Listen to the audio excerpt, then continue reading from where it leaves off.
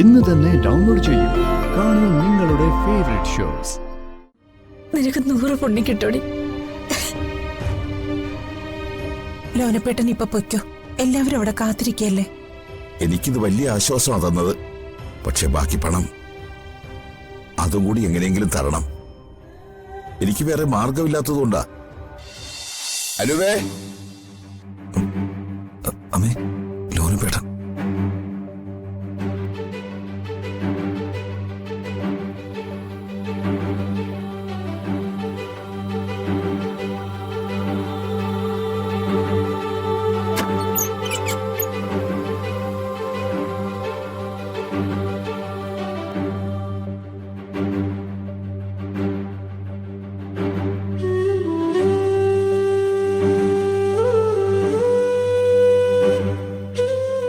പണം റെഡിയാണല്ലോ അല്ലേ? മോളോട് ഡ്രസ് എടുക്കാൻ പോകാൻ റെഡിയായിരിക്കാൻ പറഞ്ഞിട്ടാ ഞാൻ ഇങ്ങോട്ട് വന്നത്.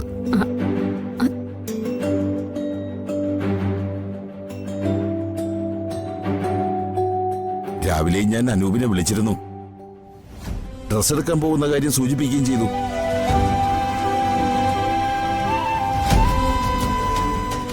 ഒരു മാറ്റവും വരില്ലെന്ന് അനൂപ് പറഞ്ഞത്. അല്ലെങ്കിലും നിങ്ങളാരും എന്നെ ചതിക്കില്ലെന്ന് എനിക്കറിയാം. അത് പിന്നെ ലോനപ്പെട്ട പണത്തിന് കുറച്ചുകൂടെ ഒന്ന് ക്ഷമിക്കണം. എന്താ, പണം ഇതുവരെ റെഡിയായില്ലേ? പണത്തിന് വേണ്ടി അനുപേട്ടൻ ഒരു സ്ഥലം വരെ പോയിരിക്കുക. ഓ, പക്ഷേ ഇപ്പൊ ഫോണിൽ വിളിച്ചിട്ട് അനുപേട്ടനെ കിട്ടുന്നില്ല. എന്റെ കർത്താവെ, ചതിച്ചോ?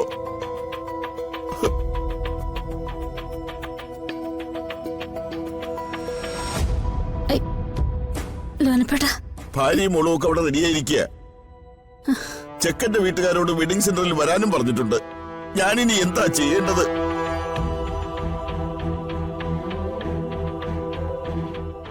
അവരോട് ഞാനിനി എന്ത് പറയും? മക്കളെ, നിങ്ങൾ എന്നെ ചതിക്കരുത്. ലോനപ്പെട്ട അങ്ങനെ ഒരിക്കലും ഞങ്ങൾ ചെയ്യില്ല. ഞങ്ങളങ്ങനെ മനസ്സിൽ പോലും ചിന്തിച്ചിട്ടില്ല. ലോനപ്പേട്ടനോട് ഞങ്ങൾക്കുള്ള നന്ദിയും കടപ്പാടുമൊന്നും മരിക്കണ വരെ ഞങ്ങൾക്ക് മറക്കാനും കഴിയില്ല. ഒരു കുറച്ച് സമയം അവനൊന്ന് തിരിച്ചു വിളിച്ചോട്ടെ. പണം കിട്ടും, അത് ഉറപ്പാ. കിട്ടാതിരിക്കത്തൊന്നുമില്ല. അതെ അല്ലേടാ? ഞാൻ അനുപേട്ടനെ ഒന്നുകൂടി ഫോൺ വിളിച്ച് നോക്കാം. മോനൊന്ന് വിളിക്ക്.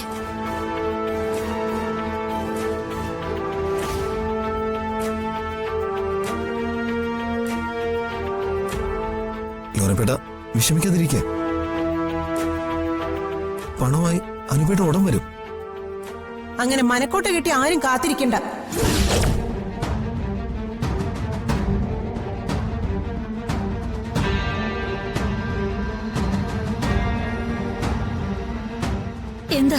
എന്താടി നീ പറഞ്ഞേ? അനുപേട്ടൻ എന്നെ ഇപ്പൊ വിളിച്ചതേ ഉള്ളൂ. പണം കൊടുക്കാന്ന് പറഞ്ഞാല് ഇതുവരെ പണം കൊടുത്തില്ല. കർത്താവേ, അയ്യോ ലോനപ്പേട്ട. ലോനപ്പേട്ട, ഇങ്ങനെ കുറച്ച് വെള്ളം എടുത്തേ. ചെല്ലേ. ലോനപ്പേട്ട, കുഴപ്പമൊന്നുമില്ലല്ലോ? അയ്യോ, വിഷമിക്കാതെ ലോനപ്പേട്ട. നമുക്ക് എന്തെങ്കിലും ഒരു വഴി നോക്കാന്നേ. ഇനി എന്ത് വഴി? ഒരിടത്ത് നിന്നും പണം കിട്ടാൻ പോകുന്നില്ല. ഈശ്വര,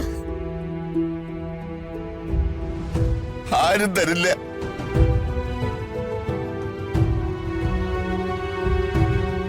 കൊണ്ടുവാ. ദാ ഇതാ.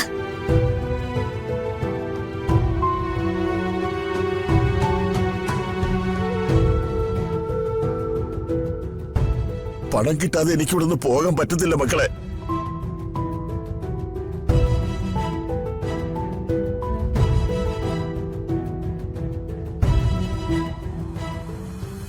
ഇത് കണ്ടോ, വിഷമാ. അയ്യോ, പണം കിട്ടിയില്ലെങ്കിൽ നിങ്ങളുടെ മുമ്പിൽ വെച്ച് ഞാനിത് കുടിച്ചു മരിക്കും. ഈശ്വര. ലോനപ്പേട്ട,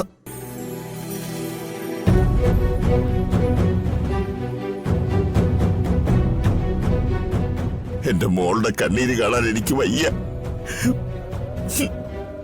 പെണ്ണിന്റെ അപ്പം മരിച്ചാൽ കല്യാണം മുടങ്ങുമല്ലോ. അയ്യോ, അങ്ങനെ നമുക്ക് എന്തെങ്കിലും വഴിയുണ്ടാക്കാം.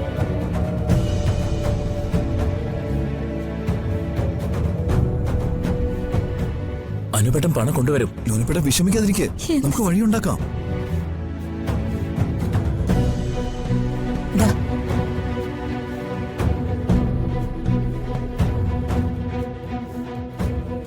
ലോനപ്പേട്ട, ഇത് 5 ലക്ഷം രൂപയുടെ ചെക്ക.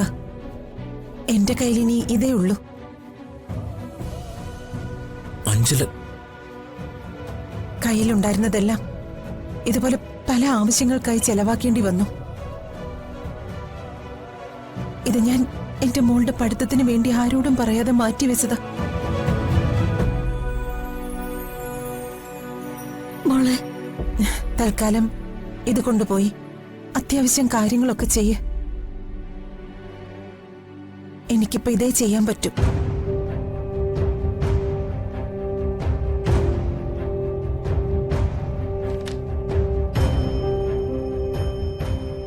മോളെ, എന്നും കർത്താവിനെ വിളിച്ച് മുട്ടിപ്പായി പ്രാർത്ഥിക്കുന്നവനായി ഈ ലോനപ്പൻ.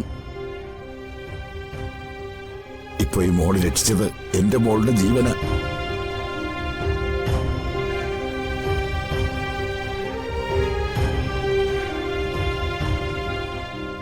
മോളെ, നിനക്ക് 100 പുണ്യം കിട്ടോടി. ലോനപ്പേട്ടൻ ഇപ്പൊ പൊയ്ക്കോ. എല്ലാവരും അവിടെ കാത്തിരിക്കല്ലേ. എനിക്കിത് വലിയ ആശ്വാസമാണ് തന്നത്. പക്ഷെ ബാക്കി പണം അതും കൂടി എങ്ങനെയെങ്കിലും തരണം. എനിക്ക് വേറെ മാർഗമില്ലാത്തതുകൊണ്ടാ. എന്തായാലും തൽക്കാലം കാര്യം നടക്കട്ടെ. ബാക്കി പണത്തിന് കുറച്ച് സാവകാശം കിട്ടുമല്ലോ. നമ്മളത് എങ്ങനെങ്കിലും ശരിയാക്കി തരാം.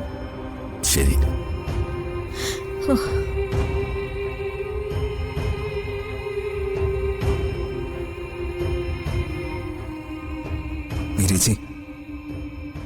മീരേച്ചിക്ക് ഷെയർ കിട്ടിയ പണമെല്ലാം ഞങ്ങളുടെ ഓരോ കാര്യത്തിനു വേണ്ടിയാ ചെലവാക്കിയത്. ഇപ്പോ ഇതും എത്ര നന്ദി പറഞ്ഞാലും തീരില്ലെന്നറിയാം. സന്ദീപേ, നിന്റെ നന്ദി മടക്കി നീ പോക്കറ്റിൽ തന്നെ വെച്ചോ. ഇത് എന്റെ വീടാ, നമ്മുടെ കുടുംബം. നിങ്ങളൊക്കെ ഉണ്ടെങ്കിലേ എനിക്ക് എല്ലാം ഉള്ളൂ. ഇല്ലെങ്കിൽ എനിക്കൊന്നുമില്ല, ഞാനുമില്ല. എന്നാലും ആവണിയുടെ പഠിപ്പിന് വേണ്ടി മാറ്റി വെച്ചിരുന്ന പണമല്ലേ? പഠിപ്പല്ലേ, അതൊക്കെ നടന്നോളും. എഡ്യൂക്കേഷൻ ലോണൊക്കെ കിട്ടുമല്ലോ ഇപ്പോ. പിന്നെ നമ്മൾ എന്തൊക്കെ കരുതി വെച്ചാലും അവളുടെ തലയിൽ എഴുതി വെച്ചതുപോലെയല്ലേ നടക്കൂ. ഈ പണം കൊണ്ട് ലോനപ്പേട്ടന്റെ മോളുടെ കല്യാണം നടക്കാനാ ദൈവം തീരുമാനിച്ചത്. മോള്, നീയാണ് ശരിക്കും ഈ വീടിന്റെ ഐശ്വര്യം. വേണ്ട, ഇങ്ങനെ പറഞ്ഞേ എന്റെ പടം ചില്ലിട്ട് വെക്കാനൊന്നും നോക്കണ്ട. അമ്മയുടെ ഐഡിയ എനിക്ക് മനസ്സിലായേ. നീ പോടി എവിടുന്ന്. നീ എന്റെ മുത്തല്ലേ. അതെ, എനിക്ക് അടുക്കളയിൽ കുറച്ച് ജോലിയുണ്ടേ, ഞാൻ അങ്ങോട്ട് ചെല്ലട്ടെ.